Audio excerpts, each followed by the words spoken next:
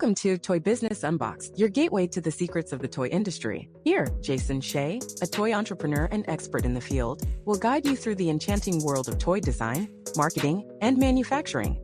Now let the unboxing begin. Hi everyone, welcome to another episode of Toys Business Unboxed, where we talk about the magic behind the toy industry. I'm your host, Jason Shea, and today we have a special guest joining us, Kostiantyn, who is the owner of Wise Elk, and with eco-friendly toys and very unique design and craftsmanship.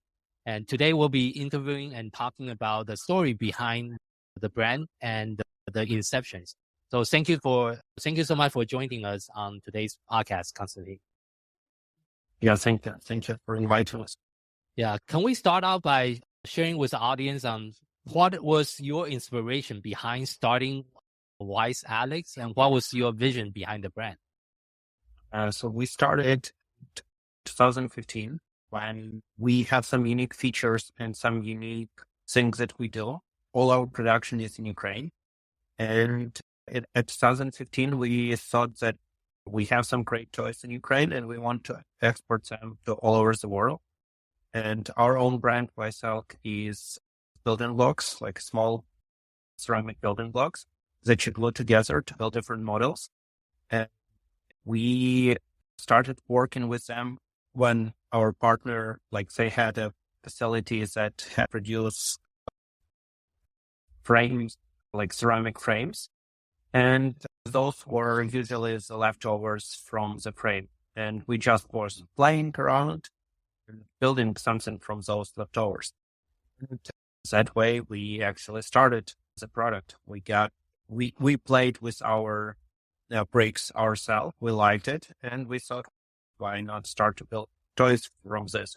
And we found a lot of followers who wants to play with our toys also. Yeah, and I know one of your focus with your brand is really on the eco-friendliness and using a lot of the natural materials. How does this commitment influence how you design the product and all the different products you currently are offering as a brand? We have this as we ceramic bricks, which is great for us. It still puts a lot of extra effort to make it as reusable, as easy to use as plastic bricks or anything like that. So that still give us some extra work, but we really like what we get, even though it gives us some extra work to make it as easy to use as possible. It also gives kids and adults that natural looking bricks that actually helps them to create hobby models or architectural models. And that way, as this feature give us some extra options to market our product.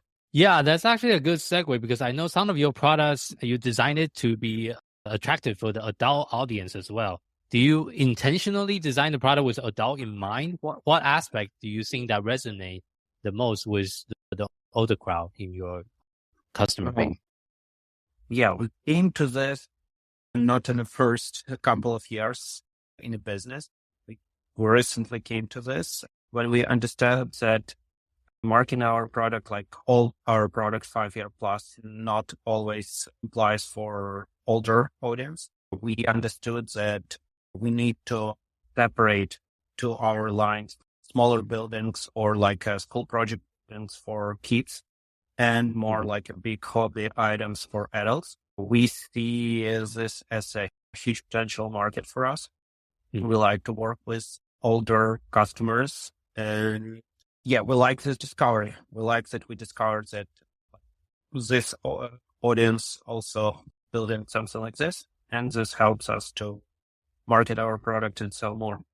Yeah, that's definitely a very interesting trend. I think when we have that initial conversation, that's a special word for it. I think it's called Kidult. Kidult. Yeah, Kidult. Kidult. That's like a very unique trend of some adults is more looking for a product they can also add into their collections.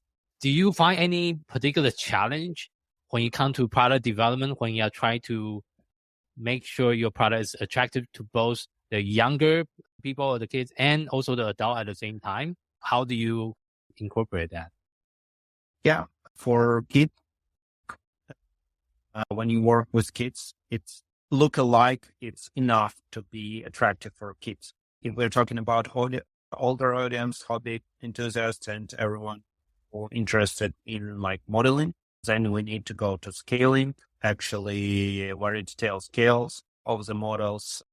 That goes both for railway collectors and all those railway set aside buildings, also as like just travelers who build something that they traveled around. So yeah, but we really like this trend actually, like at least didn't allow the market to drop dramatically. This trend helps a lot of brands just to sell more. And that's become a really huge talking point for all toy industry. As we just finished with Nuremberg Toy Fair, Massa, and it was one of the biggest topic over there. And everyone is trying to get a little bit into this, find a way on how to market their product, not only to kids, but for adults also. That's very interesting for you to share that. Yeah.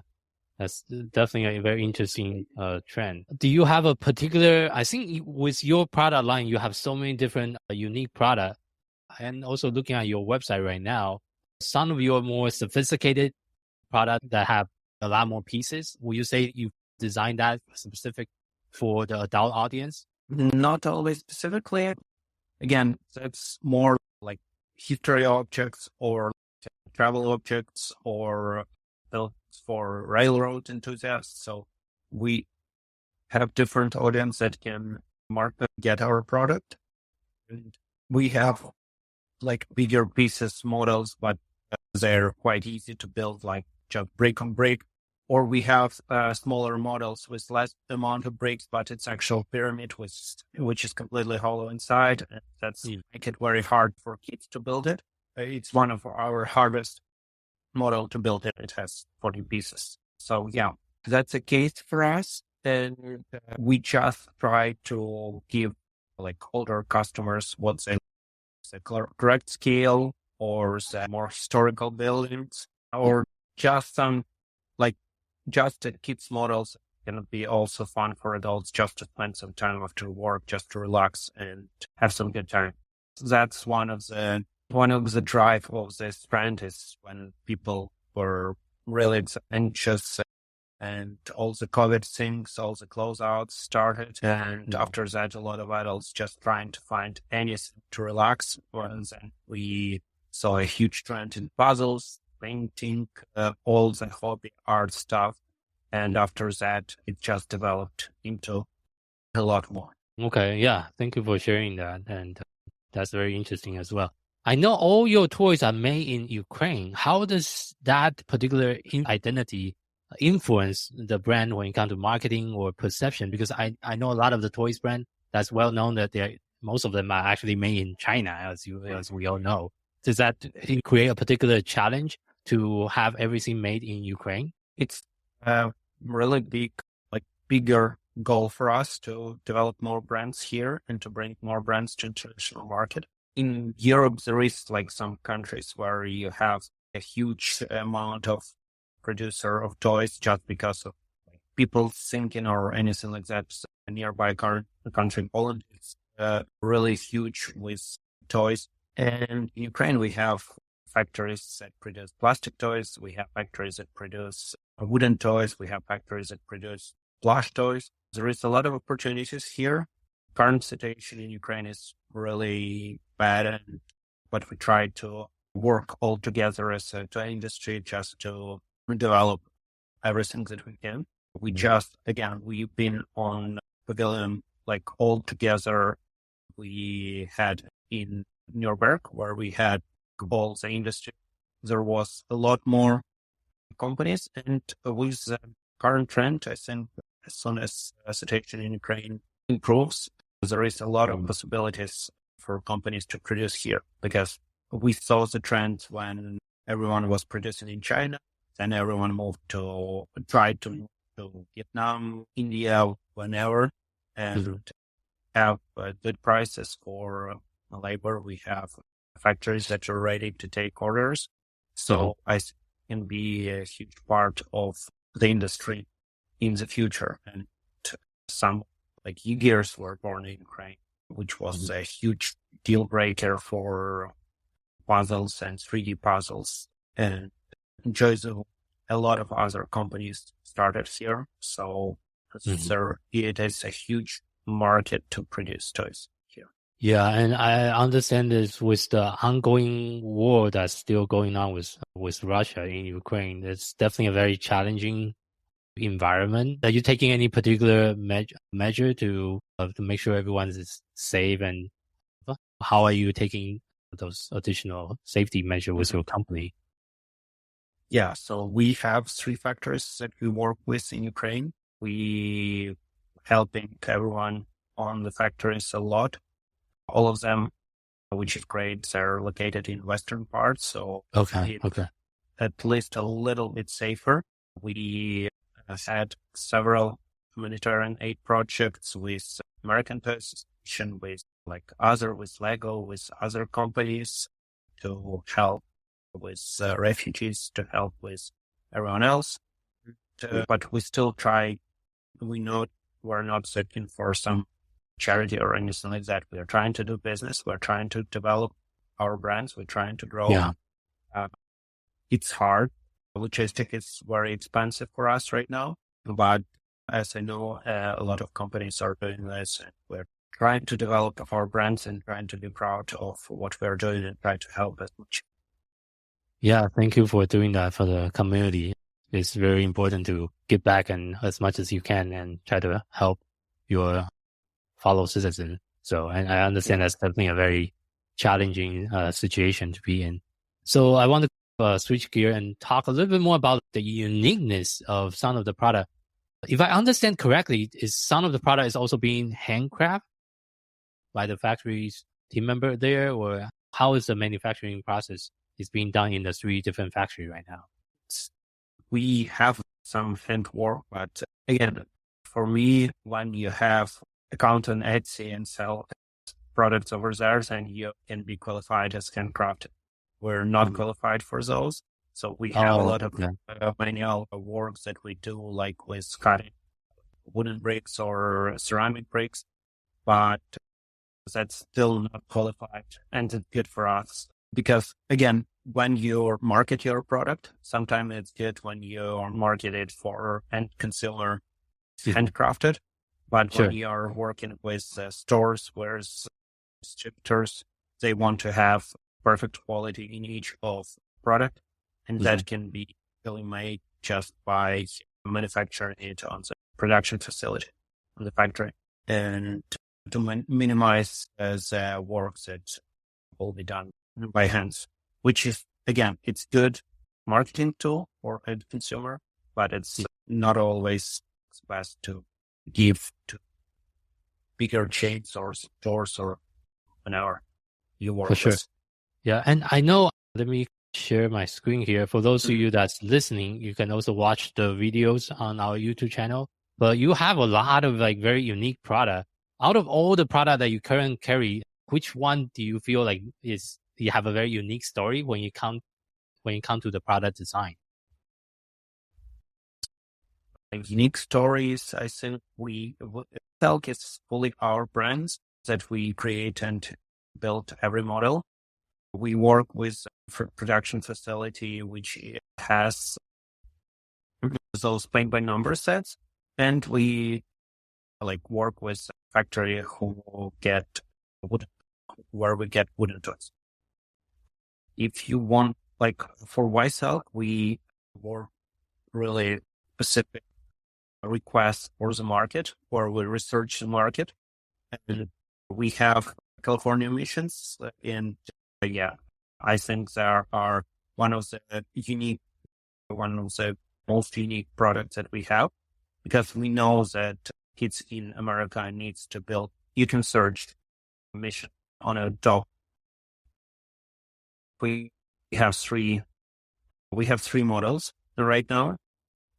Yeah. We know that kids in California need to build a mission for the school project. I don't remember at which grade, but yeah, I just need to figure out.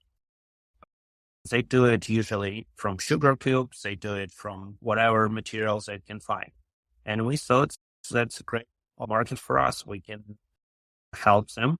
We can prepare everything that they need, do it in a correct scale, give some objects that helps to create a unique story around the building. We also, this is one of the products that we have with all that paste that on top of the bricks, so the building looks completely like really beautifully unique. And yes, that's how we try to business for us. We try to search for products that can easily help people to deal with their issues, with their needs, and we try to develop it and bring it to market. Yeah, so each of the brick is actually individual piece by itself. Yeah, individually they build it together. It's 1,200 bricks to build it together. It comes with a paste, with a glue, with everything that you need. And it just helps kids to create a great project. Spend more time with parents learning about the mission and not just searching for sugar cubes or for anything or for ice cream sticks or whatever they can build it from. We try to prepare everything in one set, and that's why we think that this is a great product for everyone. I see. And they glue it together, right? That's they glue it together. So the white glue is on the leftovers there. And also the great thing for the product is they can rebuild it by putting it in water. And if they want to build something else, they can buy Elmer's glue or use the same glue and build it again. Oh, I didn't know that. Okay, so they can actually take it apart and rebuild it too. Okay, I didn't know that. Okay. Yeah, we try to make it as easy to use as Lego, as usable as Lego, but still from natural ceramic bricks. Okay, that's really cool. Okay, and I think so. This is very interesting product. And when you come up with the design, did the design drawing first? Then you come up with. Can you walk the audience through how you come up with the design and how do you come up with the material to use, and maybe talk a little bit about of course, not very in depth, but the basic of the product development process for your brand. Again, like for this objects, it's easy for us. We work with historical buildings. We work with the buildings that everyone knows how to look like. So we have a special program, basically kept architectural project program that helps us to separate those pictures or drawings of the building to individual pieces. That we try to use as much of our prepared and basic bricks that we have. But sometimes we just need to create a special bricks for each of the models, which 3D printers or special molds help us to do. And we just try to recreate it in the bricks. That's easy for us. We don't need to think about how, I don't know, how can some kind of plush toy can look like. We have a design. We just need to recreate it in our own bricks. Okay. Yeah. Winding down toward the end of today's interview, if you have one piece of advice that you want to share with someone else that's either already in the toy industry or starting out in the toy industry, what would be the advice you'll give to the fellow people that's the listener that will be interested to learn more about the toy industry? Yeah, toy industry is really fun. It's a lot of work. Don't think that it will be one day you become a millionaire or something. It's a lot of work, but it's very, very, very interesting, unique part of work because there is a lot of independent toy stores that if you have good products, they will help and support you. There is a great community in the States and all over the world of toy makers. We are one of the unique markets, especially in the United States, where we are not totally 100% big box. We are a community. We help each other, and just take your toy, bring it to the show, bring it to like sales reps, stores nearby, do the work. It will be fun. And there is a lot of people that will help you. I see. Yeah. Thank you for sharing a little bit piece of advice. So where is the best place for people to find you? They can look wiseelk.ts on a webpage that you shared a couple of minutes ago. They can look on Amazon, Walmart. We are Michael's. We are in, and a lot of independent toy stores. We like to work with them, and people can find our products there. Okay, sounds good. Thank you so much for being on the show today and sharing your story and sharing your experience with the follow audience. And thank you much once again for your time. Thank you. You've been listening to Toy Business Unboxed, hosted by Jason Shea. Thank you for joining us in exploring the fascinating world of toys and the ingenuity behind them. To stay updated with the latest episodes and continue your journey into the toy business, remember to subscribe and follow us. If you found today's episode insightful, please leave a rating and review and share this podcast with others who share your passion for toys. Until next time, stay curious and keep innovating.